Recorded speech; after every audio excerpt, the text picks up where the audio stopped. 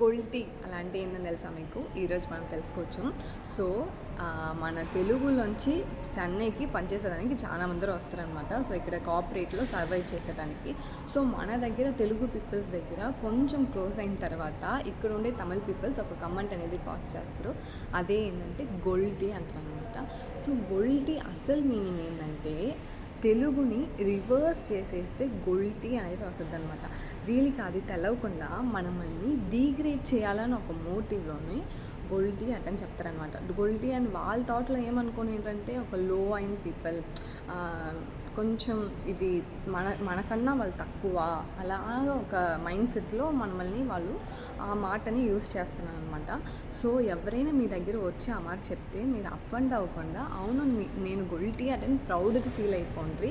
So మనల్ని 10 మందిలో degrade చేయాలా అని ఒక మోటివ్లో మాట్లాడేవారే లో మైండ్ సెట్ ఉన్న పీపుల్ అనమాట.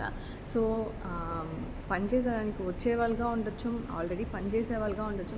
చాలామంది మైండ్ అప్సెట్ అయిపోయి ఉంటుంది, ఏంట్రా వీళ్ళు మనల్ని మారంటారు. సో దానికి మీరు అస్సలు ఏం పట్టించుకోగలండి. మన పనిని మనం చూసుకొని పోవచ్చు. తెలుగు అంటే ప్రౌడ్గా కూడా ఫీల్ అయిపోండి. తెలుగు కాదు, తమిళ కాదు, అందరూ నేనేం చెప్పేదానికి రాలేదు. సో చాలామంది చాలా స్వీట్గానే ఉంటారు అనమాట. కొన్ని మంది మాగా చాలా ఒక మైండ్ సెట్లో ఉంటారు అనమాట. సో వాళ్ళు మనం అసలు డస్ట్ లాగా తట్టేయాలన్నమాట. సో ఈరోజు నేను అదే చెప్పేదానికి వచ్చినాను.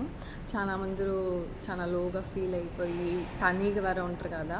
సో దానికి చాలా అఫెండ్ అయిపోతారు. మనం ఏం వరి చేసేదానికి అక్కర్లే, మన పనిని మనం జాలీగా చూసుకొని వెళ్ళొచ్చు.